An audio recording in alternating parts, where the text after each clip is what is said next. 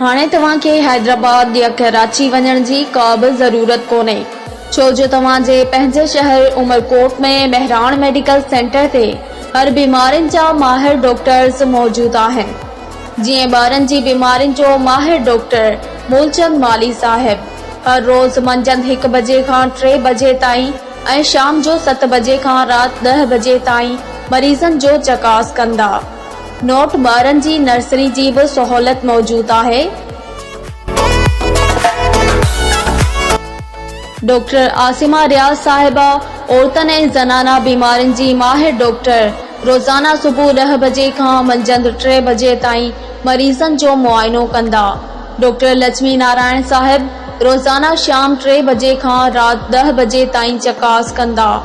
Note लेब्रोस्कोपक जा operation जहिड़ोक appendix, hernia, पिते जी पथरी, मसाने जी पथरी, गदूद, बवासीर, फिशर ऐं फस्ट्योला जहिड़ा ऑपरेशन बा रियायत कंदा। डॉक्टर मोहम्मद आज़म आराई साहिब ब्लड प्रेशर, शुगर, कारीसाई ऐं दिल जी बीमारियुनि जो माहिर डॉक्टर जेको रोज़ाना सुबह 10 बजे खां मंझंदि 1 बजे ताईं ऐं शाम 4 बजे खां राति 10 बजे ताईं मरीज़नि जो मुआइनो कंदा।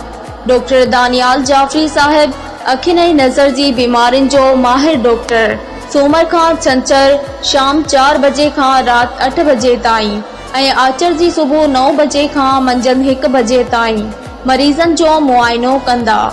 डॉक्टर मोहम्मद सलीम राजपूत साहिब हॾनि ऐं संदनि जी बीमारियुनि जो माहिर डॉक्टर हर आचर सुबह 11 बजे खां शाम 3 बजे ताईं मरीज़नि जो मुआइनो कंदा।